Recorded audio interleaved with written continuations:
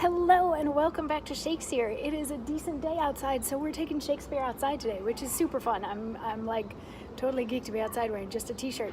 Anyway, we are still working on Julius Caesar, and today we get to hear from Mark Antony in Act 4, Scene 1.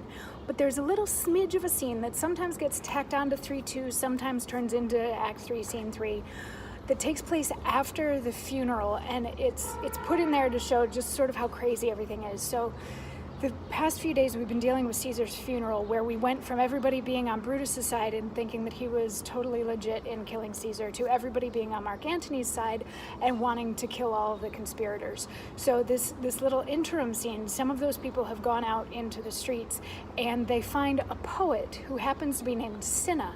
Cinna being the same name as one of the conspirators, but this Cinna the poet is not one of the conspirators. He's just a poet, and he's walking through the street, and some of the people are like, "What are you doing, and where do you live, and what's your name?" and blah blah. They start giving him a hard time, and he's like, "I'm going to Caesar's funeral, like what's the big deal?" And they're like, "Are you a friend or a..." And he's like, "Yeah, like I liked Caesar, I just want to go to this funeral." And they're like, "What's your name?" And he's like, "My name's Cinna." And they're like, "He's a conspirator." And he's like, No, wait a second, I'm just a poet, I'm not Cinna the conspirator, I'm Cinna the poet."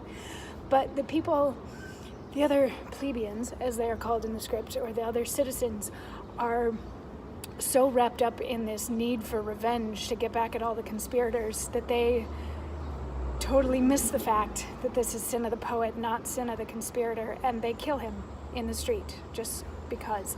And it's Shakespeare showing us how crazy things in Rome got after the murder of Shakespeare.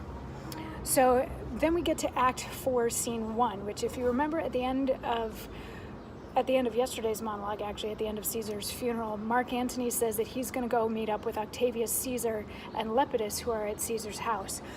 He meets up with them, and then they go somewhere else, so they're not actually at Caesar's house, because they give Lepidus an instruction to go to Caesar's house and wait there or whatever. But anyway, Act 4, Scene 1 starts with Antony and Octavius Caesar and Lepidus in a place, and they're sort of deciding, based on where everybody stands and what they've done and what they haven't done in the past, who gets to live and who gets to die in this new Rome that they want to build and lead. So they're going through, and it's like Lepidus's brother has to be killed, so in exchange for that he wants Mark Antony's sister's son to also be killed, whatever. So they're using human lives as bargaining chips, which is kind of gross, but whatever. They're doing that as they try to figure out what this new Rome looks like. And then Mark Antony and Octavius Caesar send Lepidus off on some errand, and they don't give him super clear instructions on when he's supposed to come back or meet up with them. And as soon as he leaves, Mark Antony is like, "Oh my god, that guy's so stupid, like what are we doing with this guy?" And Octavius Caesar's like, "Come on, he's a tried and true soldier." And Mark Antony's like, "So is my horse, Octavius, and for that I do appoint him store of provender. It is a creature that I teach to fight, to wind, to stop, to run directly on. His corporal motion, governed by my spirit, and in some taste, is Lepidus but so.